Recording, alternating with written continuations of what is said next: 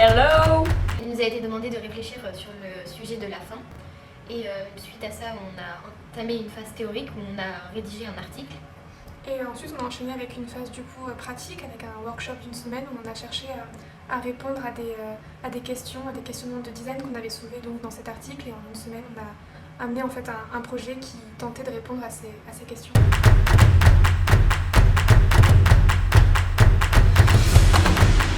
Alors mon sujet c'était donc la fin de la construction. La peur de la fin du monde, La fin des ressources. J'ai décidé de travailler sur la rupture du quotidien. J'ai choisi le sujet d'espace privé et d'espace public. J'ai choisi la fin du monde, la mort, L'histoire sans fin. Des différentes étapes de deuil.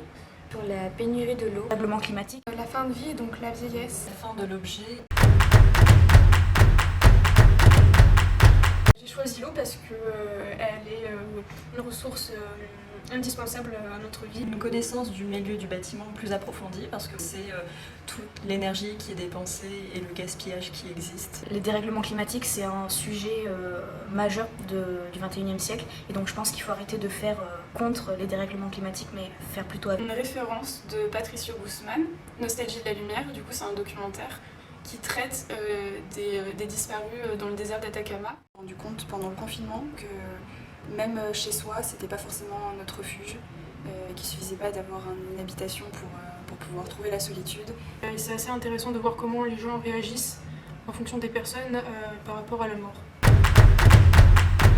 j'ai lu beaucoup d'articles de chercheurs. Je me suis beaucoup inspirée du réel, de ce qui existait déjà, donc de références, de projets. J'avais glané beaucoup de références et de documents à droite à gauche, et donc j'étais très inspirée pour la rédaction. Pas très bien. Je me suis dit heureusement qu'on a eu cet exercice-là, parce que sinon pour le mémoire je pense que ça aurait été vraiment beaucoup plus compliqué. Donc ça a été quand même une aide assez conséquente. Ce que j'ai soulevé comme problème, c'est qu'il y avait une ambiguïté entre les deux espaces, entre par exemple le privé et le public.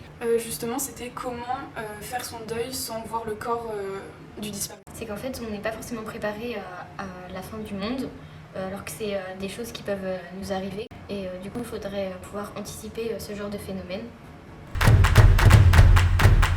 J'ai choisi le dessin et avec des couleurs assez vives. Pour le rendu final, j'ai fait une maquette qui permettait de voir l'espace dans l'ensemble, parce que c'était une échelle assez importante du.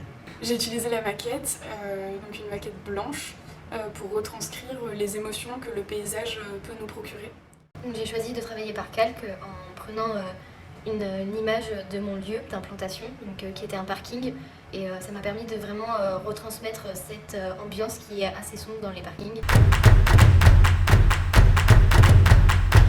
La façon dont on peut mener des recherches et la façon prospective dont on travaille. Je trouvais ça bien de voir de quelle manière on peut passer du théorique à la pratique, et aussi l'importance que ça a en fait, tout le travail en amont de faire un projet concret. Tout ce travail-là il est vraiment nécessaire, et il faut prendre le temps. L'exercice pour le mémoire, en fait, ça m'a apporté mon sujet. Ça m'a apporté une technique de méthodologie en fait, de comment aborder la rédaction d'un article, comment rédiger l'argumentation, etc. Et ça m'a énormément aidé pour la rédaction de mon mémoire. Ça tombe là? Ouais, c'est à fait. Ok. Non, ça je vais recommencer parce que j'arrête pas de dire du coup. C'est ton corps, ah mince. Du coup, j'ai choisi. C'est pas grave, hein.